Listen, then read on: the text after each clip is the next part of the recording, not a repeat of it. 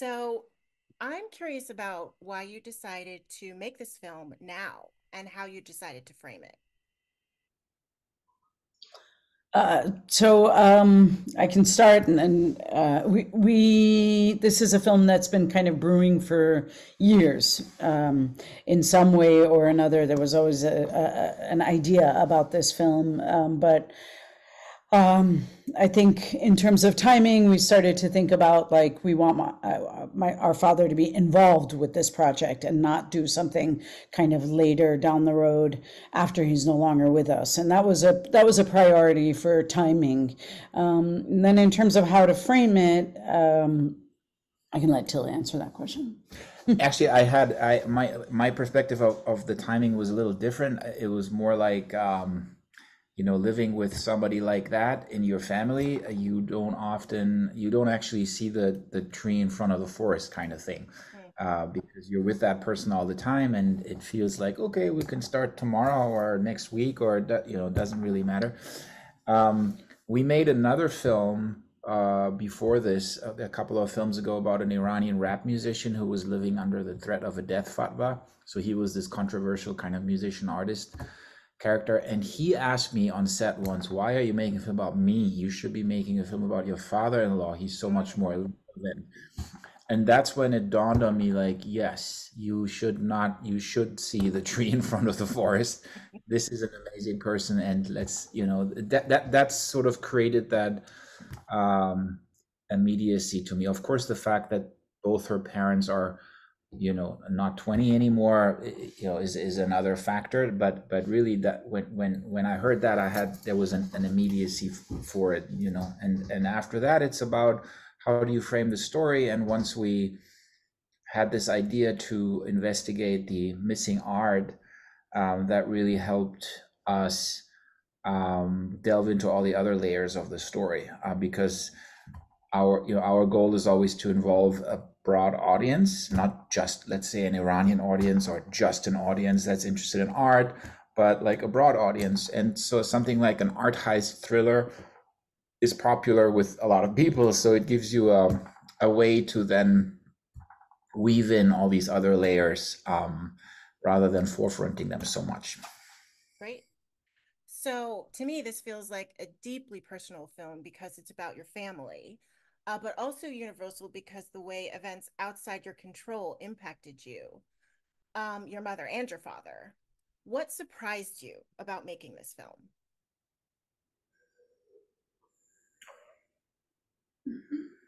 Um, that's a great question. I mean, in terms of like play by play, what happened, not much surprised me. Like that, you know what happens. I think as a kid, you know, being I was born in the U.S., right? So being outside of Iran and witnessing or hearing about the revolution, that of course I had an idea of what that was like, but to really understand how it affected them emotionally, how it affected their relationship, how devastated they really were. Like I didn't understand the depths of how hard it was for them. So I think that probably was the most surprising for me. Okay. Actually, to follow up on that, I thought that us as the audience seeing your father's despair and confusion about being exiled from his homeland and also his and your mother's hope about how things are changing in Iran. Do you think the protests after Masha Amini's death are helping to change anything? Well, we believe that, well, I speak for myself, I guess. I believe that there was a ton of hope when the protests began in Iran, and the diaspora all around the world really got involved in a way they had not gotten involved before. And there was a lot of momentum. And then again, you know, brutal crackdowns that kind of stopped the protests. So that was disappointing again. But we believe it's the beginning of the end, right? So there are lots of small changes happening in Iran on the streets every single day, like women taking off their hijab and walking with men, small things that you think this is illegal. Yes, in Iran it's illegal. And so they are, fighting in whichever way they can. And I'm sure if there's like another spark, another incident or something that can create a bigger movement. So I think there is a difference in quality in this movement insofar as before, in the last 10, 12 years, there have been several uprisings and they've all been brutally crushed. This was the first one, as Nicky says in the film, that is women led. Mm-hmm. And that is a big difference in quality in different ways. So for the first time, you saw also the fathers and the brothers and the husbands of women coming out to support them. Very, very different from all these protests in the past. You saw religious people, religious women saying, we want to wear our veil, but we don't want other people to get killed for not wanting to wear the veil, right? Huge difference in quality. And so therefore, even though they have currently been crushed yet again, I think that there is a realization that some things can't be rolled back. Even if they're being repressed again, there's a sort of a silent understanding. We have reclaimed some of our rights, and at some point we'll go further. So yes, it was hugely disappointed that it didn't go further quicker, right? But I think people remain hopeful that slowly but surely this will end, this terrible regime. Right. I hope so too. And I'm definitely kind of keeping an eye on it. So there is still very real danger for your family and the people in Iran who are trying to help you.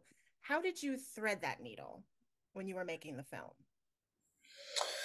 Well, there are a number of people who, absolutely did not want to be in any way recognized. And we actually took a lot of, we did a lot to help them not be recognized. And that included hiring an actor, distorting, changing the image on the computer so that there's not even a trace of them.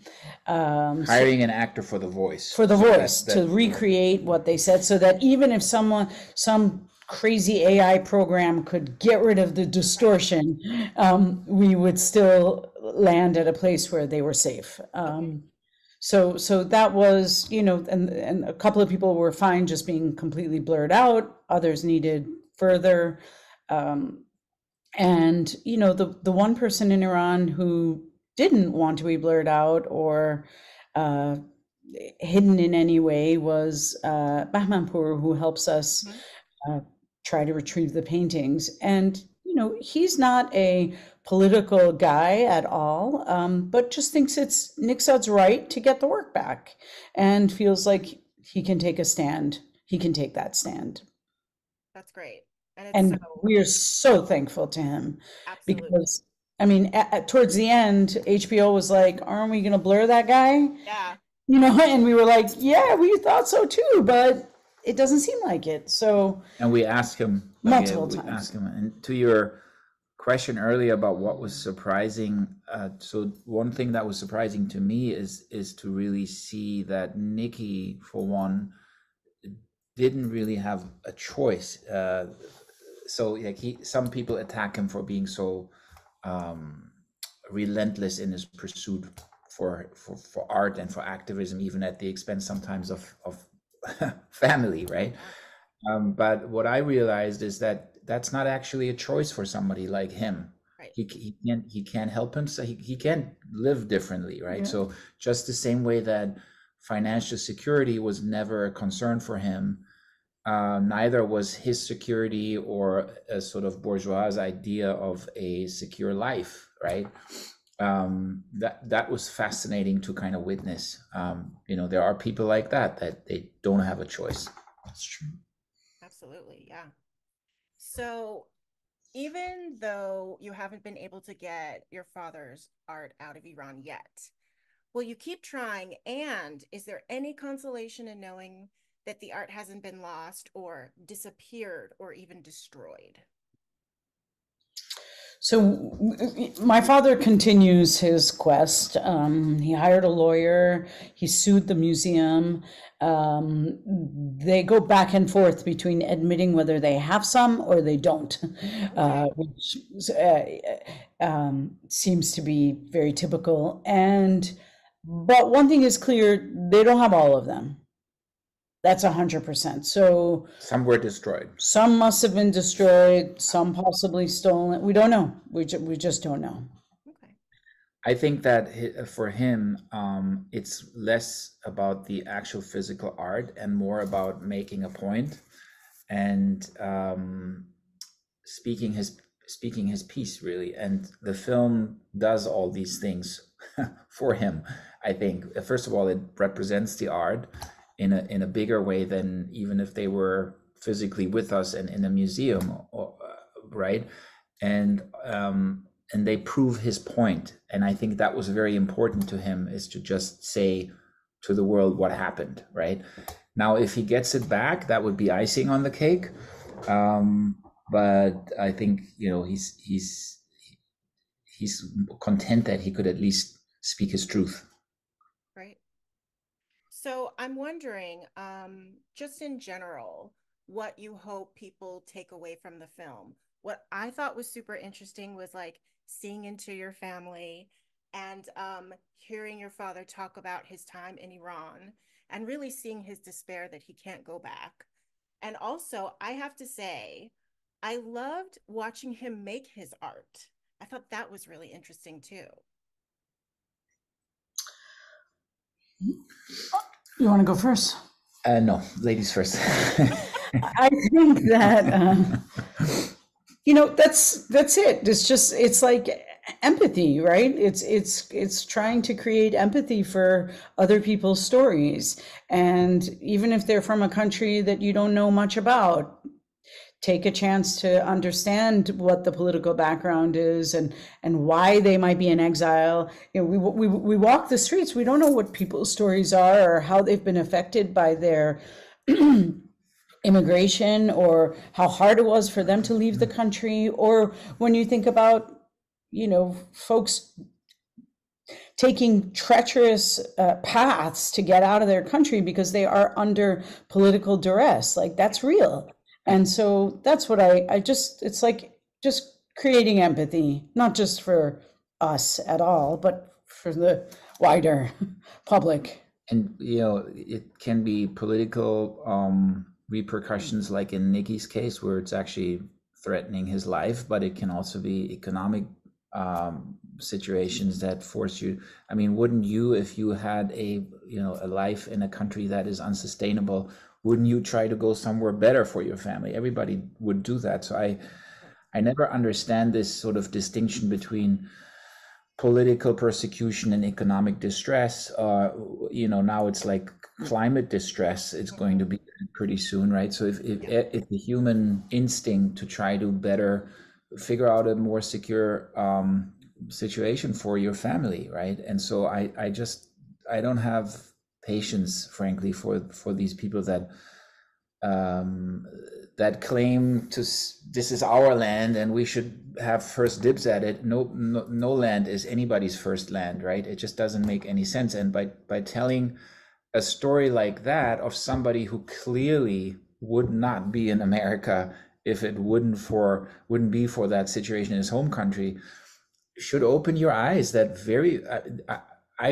I don't know anybody, no immigrant who leaves their country gung-ho and is super happy about that. That's just not the reality. And it's nice for people, or maybe informative for people to see a story like this.